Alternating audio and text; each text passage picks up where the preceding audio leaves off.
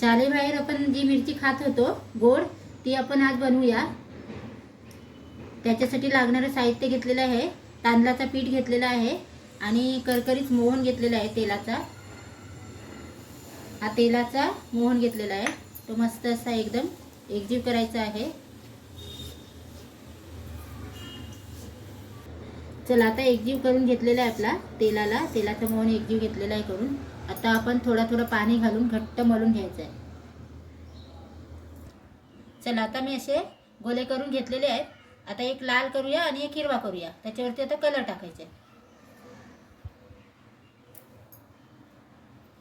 आता ह्याच्यावरती लाल कलर टाकायचा आहे. लाल कलर टाकलेला आहे आणि आता परत आपण मळून घ्यायचं आहे.